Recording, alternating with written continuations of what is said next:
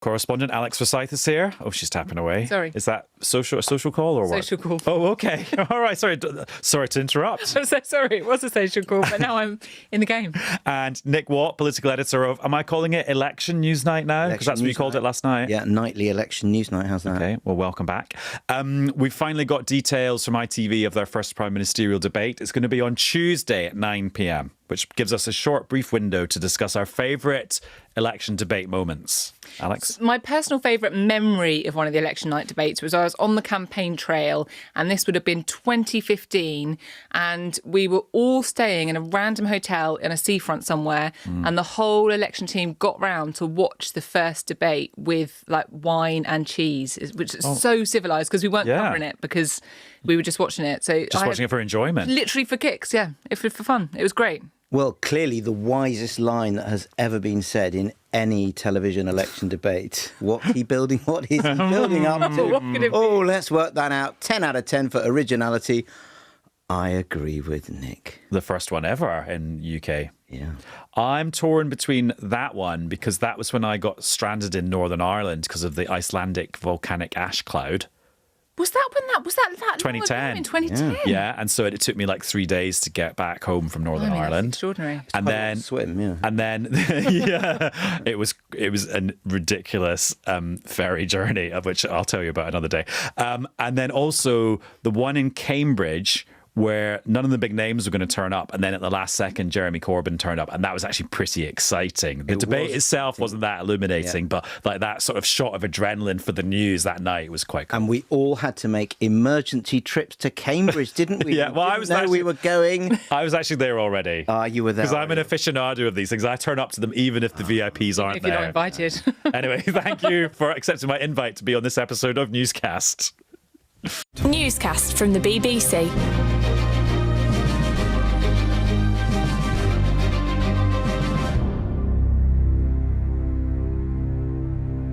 Hello, it's Adam in the studio. Hello, it's Alex in the studio. And it's Nick. I agree with Nick in the studio. You can't agree with yourself. I agree with you being here. Right, stop that. Chris Mason, he's in the West Country, but he will probably turn up maybe in that screen and unannounced time. So let's see what happens.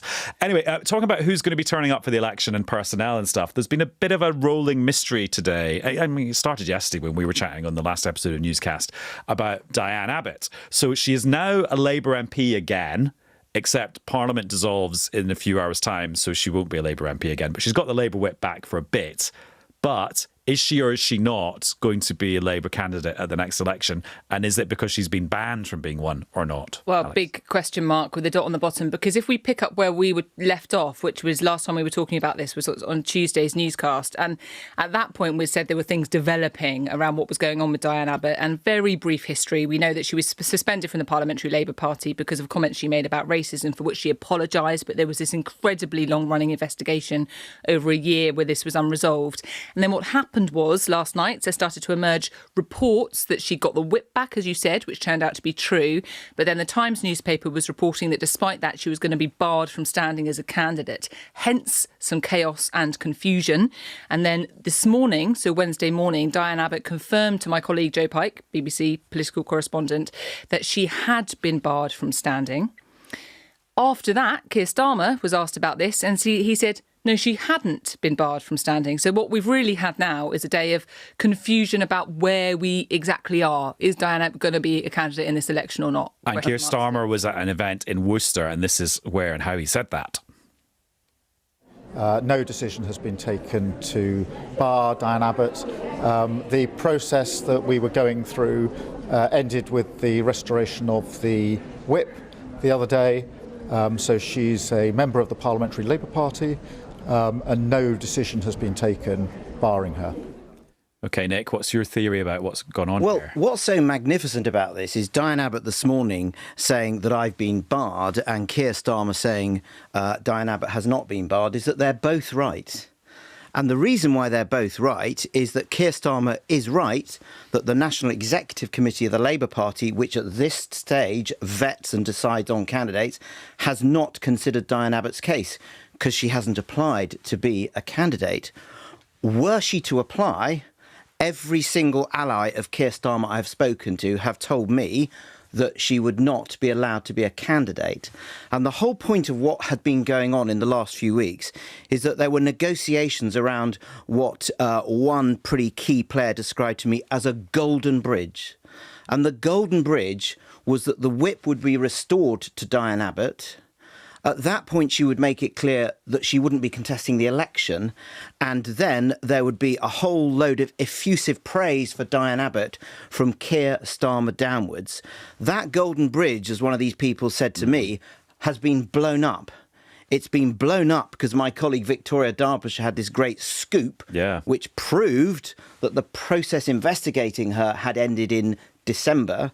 And then it was blown out because there was that briefing, as Alex said, to the Times last night saying that she would be barred, which is probably where you'd be if this journey completed its end, but is not technically where we are now. And there's a lot of anger about which supporters of Keir Starmer may well have briefed the Times. Right, OK, so it was actually quite a fragile compromise that had been constructed, and then multiple people, like it was like a bridge made out of matchsticks. Exactly. Golden Diane matchsticks. Abbott is really angry because she is making it clear that she had not told anyone that she was intending to retire, because, of course, nothing formal had happened. But there was one of her allies who was the go-between with the leadership, trying to construct this golden bridge. But as you say, it was built on a pretty flimsy framework. OK, and Alex, the reason Nick is talking about the NEC being involved here is because we're now in this period where, like, the central parties, or certainly in the Labour Party's case, they can kind of impose or take more control in constituencies about who the candidates are going to be in these places than a few months ago. Yeah, so the NEC, the National Executive Committee of the Labour Party, which makes all of the kind of final decisions around candidacy. And obviously that process has kind of been sped up all of a sudden because of the way that Rishi Sunak called the election. And so they are having to make all of these decisions within quite a tight time frame, because I think I'm right in saying it's June the 7th, which is the deadline for candidates to be in place, in seats, ready to fight the general election campaign.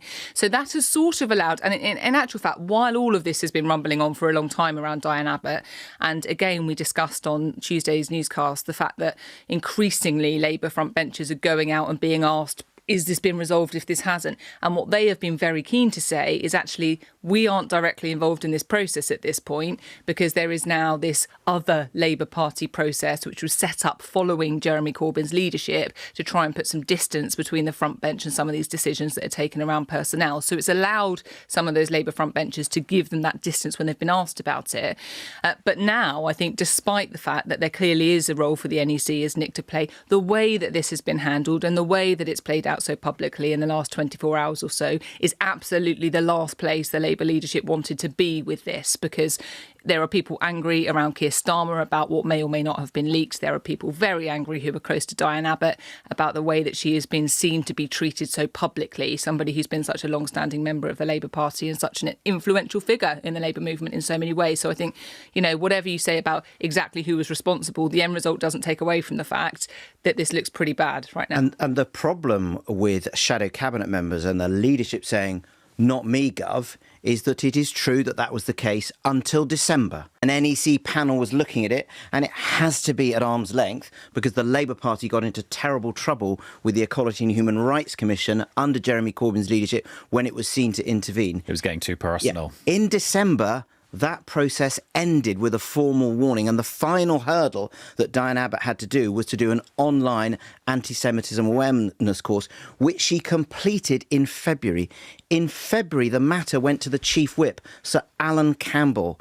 What does the Chief Whip of any party do? They enforce the will and the authority of the leader of their party. In other words, the issue then did rest with the shadow cabinet. It did rest with the Chief Whip. So it's very difficult for the Labour Party to say, not us, Gov. Where they are able to say that is as soon as the election was called, these NEC procedures kick in for the selection of candidates. So at that point, candidates are NEC.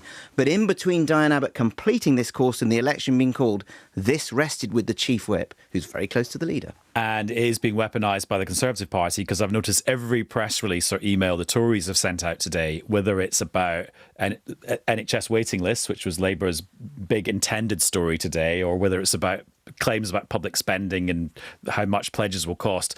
the Tories then go, oh, and then look at Keir Starmer and him not being honest about what happened to Diane Abbott. So it doesn't matter what the email starts with, it ends with that from the Tories. Well, and using stronger language than that, Rick Holden issued a statement last night saying that Keir Starmer lied. I mean, Keir Starmer is a lawyer, so he chooses his language very, very carefully. And it is indeed true that once the election happened, it went to the NEC. Now, there are some people in the Labour Party saying, bring this row on.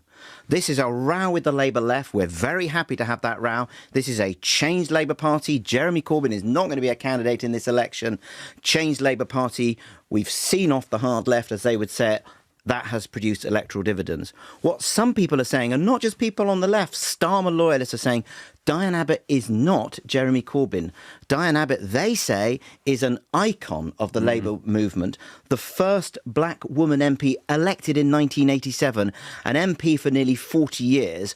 And those who want to have a war with the hard left, these people are saying is, watch out, be careful. Diane Abbott is a totally different political figure to Jeremy Corbyn. And it's also, because we were discussing, it is exactly that point. Even if the Labour leadership were willing to have this fight with what they see as the left of the Labour Party in one context, the way that this has played out in 24 hours is now, I think, the distraction and the sense of confusion and potentially some might even say chaos around the management of these processes. No matter where you are, that is not something that you want to be a perception of the way you're running things at this point in a campaign. And at this point in Newscast, which is 6:42 on Wednesday evening, there's another situation developing with Labour, with this Labour MP called Lloyd Russell Moyle. He's got a seat in the south coast of England. He's also quite of the Diane Abbott, Jeremy Corbyn kind of political tradition, whatever you want to call that. Nick, just explain what's happening. He's put out a statement tonight. That's right. So Lloyd Russell Moyle is one of the Brighton MPs. He's a member of the campaign group. The campaign group is the group that is on the left. They're the group that basically produced Jeremy Corbyn, John McDonnell, all that. And he has put out a statement this evening, Lloyd Russell Moyle, saying that he has been suspended from the Labour whip, very, very close to the deadline for the selection of candidates. And he's saying that there is now an investigation. What Labour are saying is that last week they were in receipt of a very serious complaint. They take these complaints very seriously and they need to investigate them. The problem for Lloyd Russell Moyle is that there will be an investigation. He says he will fully comply. He'll cooperate with this investigation, but it will not be done until after the election. Therefore, he will not be able to stand. And he said this complaint is vexatious and politically motivated. And Alex, just theorising about this, it means that Labour's critics, internally and externally, will be able to make similar arguments about they have done with the Diane Abbott case, which is, oh, hang on, these procedures are quite handy if you wanted to perhaps exclude people from the Labour left. Yeah, it comes back to exactly that point we're talking about. Keir Starmer, I think, has seen it as in his interest to be seen to be taking on the left of the Labour Party on one guise or another. But obviously what the timing of this does is just reopen what we know are kind of existing different ideological dividing lines within the Labour movement. And they are there and they have always existed. And Keir Starmer has, been able to say he's changed the party from what it was under Jeremy Corbyn's leadership. He's been keen to point to that. But that doesn't mean that this isn't going to cause some consternation and no doubt a bit of backlash from people that sit on the left of the Labour movement. And what the Labour left will be saying is that the sealed tomb is filling up. This was What's the phrase. The sealed tomb was a phrase that Peter Mandelson used. Right. And the sealed tomb is where we need to put the Labour left. Right. Because if the Labour left are seen to be at the forefront, we lose. It was a phrase he used in the 1990s. And it is true. On the left of the Labour Party, they say basically from about 1992 until about 2015, it was very, very difficult to get selected if you were a candidate on the left. I think John McDonnell obviously got elected in 1997. There weren't many after that. And they will be saying on the left, the sealed tomb is opening up. What I think the Labour leadership would say is, well, look, we got this complaint about Lloyd Russell Moyle last week and we've acted on it and we would not be taking this lightly. And Lloyd Russell Moyle might not be a household name, but he's quite well known at Westminster, isn't he? And I'm thinking about the time that he spoke very movingly in the chamber about living with HIV. And didn't he grab the mace at one point? He did, so that big gold, sticky thing that's on the table in between the two front benches. What was that about again? I think it was in protest. I think it was over Brexit. I think it was. I can't quite remember. But he's on the left. He's a very passionate guy, but there have been instances, I'm sort of trawling through my memory, where he has behaved in a way that has caused into question. There was an issue with Miriam Cates, who's one of the socially conservative MPs, where he was seen to go and sit next to her, and that was seen as sort of overly aggressive. Right. So it is a mixed record. And you know the answer to this. Did Michael Heseltine grab the mace in the 80s famously? Michael Heseltine grabbed the mace, and it was in the 1970s. Oops. And I think it was over the nationalisation of shipbuilding. And it was a bill that went through, and the way that the votes went were open to question, and Labour MPs started singing the red flag in what he regarded as a triumphant way. And then he grabbed the mace, and that led to his great nickname of Tarzan. Nick, your memory is phenomenal. Well, yeah, but I'm probably wrong, because it's the top of my head. But newscasters know their dates. They will message in to newscast@bbc.co.uk if you're wrong. And of course, that was pre-televisualisation of Parliament. So you and I, Alex, will never see that. No. Just have to picture it. I can't even imagine that. You know, it's always been a kind of constant there in the background of my life. I have a small confession to make, that because I've heard that story many times and just through my whole life, I think when I was younger, because of his nickname of Tarzan and grabbing them, I sort of pictured him like in a loincloth doing it. Assumed that what he was. But, when I was like 12, hearing that story for the first time. But I remember when you could only listen to Parliament on the radio, and I remember tuning in. I should have been doing my A-level revision. Alex, radio is what they had before podcasts. Radio. And I tuned in on Longwave to listen to the live debate of the Westland debate. Which, very nearly brought down Margaret Thatcher. It was the famous debate when she walked in to the Commons and said, I may not be Prime Minister by the end of today. And then Neil Kinnock did a performance that was, pretty subpar. And I was talking to Jacob Rees-Mogg about this, and he said, I listened to that exact debate as well. You too. So there you are, right, talking about old tech, I'm going to put my finger in my ear, because I think we can speak to Chris Mason on the phone. Hello. This is like doing a phone-in show. Caller, where are you calling from, caller? What do you want to ask the panel? First-time caller, long-time listener. It's Chris in Devon here. Do they not have television in Devon? I was going to say you expect to see you on the screen. To be honest, I would be crying out for the long-wave signal that Nick was just talking about there to help project me into the Newscast HQ in perhaps slightly better quality than a ropey phone line. But hey, at least ropey phone lines work, which is more than can be said for the bits of contraption I was attempting to construct just now. So we can hear each other. That's a good thing. Yes. I'm ready to roll. What have you been working on today? So we've been following the Prime Minister around today. So we did a bit of a stint with Keir Starmer for Labour on Monday, and then Nigel Farage yesterday, and Liberal Democrats and the Scottish National Party in the coming days. And today, hurtling around the southwest of England, following Rishi Sunak, who's been really kind of leaning into the kind of energetic, non-stop, frenetic campaigning thing. And I know all the leaders are doing that, and they've all got to get to A to B on various bits of public transport or private transport. But Rishi Sunak really kind of consciously leaning into it. So, getting the sleeper from London to Cornwall overnight into this morning, and then talking about apprenticeships. That's the big thing in Conservative circles today as far as policy announcements is concerned in England. And then doing one of these Q&As. He likes to turn up at a workplace and gather a kind of gaggle of employees in a kind of semicircle around him and do the pitch, which is uncannily similar from one workplace to the next, but then that kind of makes sense from their perspective in terms of message discipline and consistency, and then taking questions from some of the employees, and if they're so inclined, a couple of reporters as well, and then shuffling off to the next place. So that's what we've been doing, kind of tailing the Prime Minister today as we head into a place called Ford Street. Okay, and have you seen any? I was going to say I've not seen any kind of lame pictures of Rishi Sunak doing the rounds on social media for the last kind of 20 hours or so. Do you think maybe the Conservative campaign is kind of got out of that sort of doom loop people were saying they were in, where he would turn up to places with bad names or be photographed in front of embarrassing things?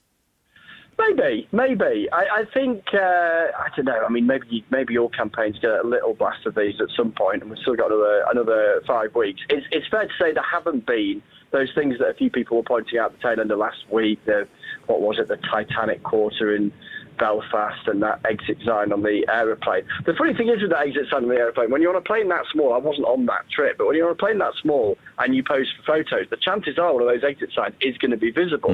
And part of me wonders, as much as, PR types and spin doctors and special advisors try and avoid those pictures where, you're near an exit sign or you line up just in line with the antlers on the wall or whatever.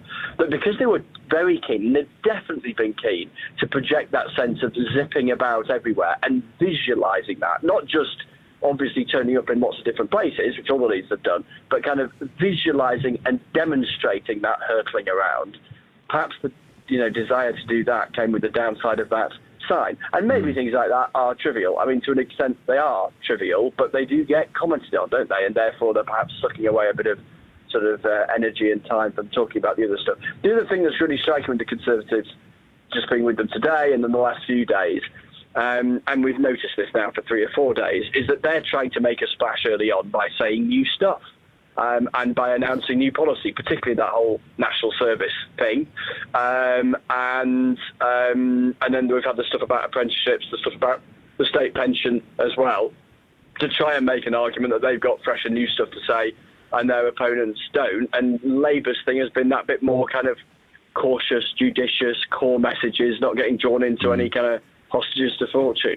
Chris, I'm going to let you go because someone else wants to use the phone box. Yeah, and I'm down to my last 50p. Yeah, beep, beep, beep, beep. John, Chris, remember that we can noise? hear you, and the world will soon hear you, to coin a phrase. Right, safe travels, Cheers, Chris. guys. See ya. Bye. Nick, were you going to make an observation or just No, a I was joke just about interested to know what it's interesting that the perception is that it's been a really bad start for the campaign for the Conservatives. And the first polls taken in the last week, most of them show all looking good for Labour, or if anything, slightly increasing their lead, although there's one polls to jail partners that say that the Labour lead has gone down by 2 points. So that is the perception. And yet, in terms of substance, Chris reeled off that list of policies, the national service thing, the pension triple lock plus, apprenticeships today. In terms of substance, the Tories are talking about new stuff.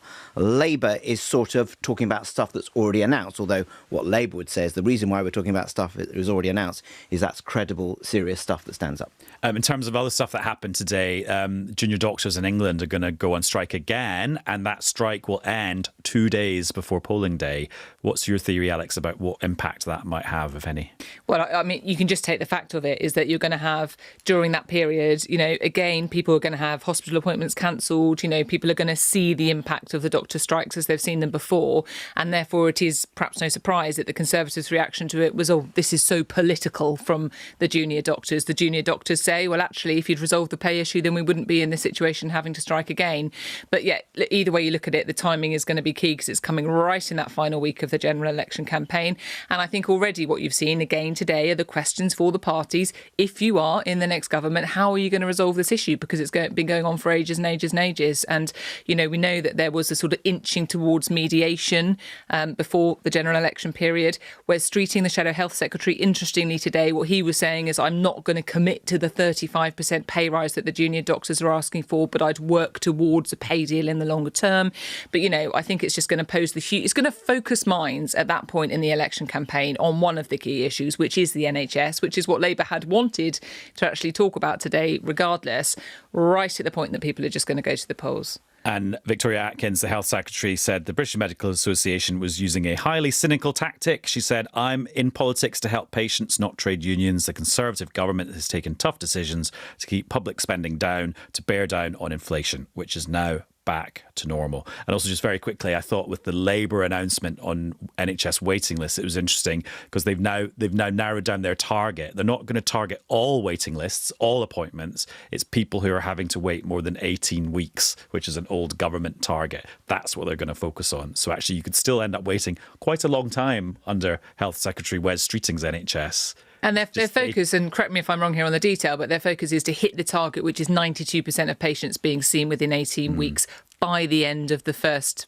Labour government, right? So in 5 years. They're acknowledging that it might take a bit of time to get there. But yeah, they've specified where they couldn't specify before. And I guess in fairness, the party have said that they will continue to do that as the campaign progresses and the manifestos come, as all the parties have said.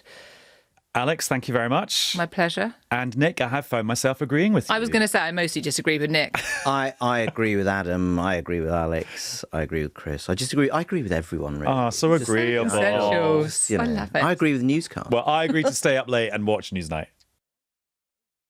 And that's all from this episode of Newscast. We actually recorded some extra stuff that will be in the podcast edition, which you can listen to on BBC Sounds. And we will see you again very soon. Bye-bye. Newscast from the BBC.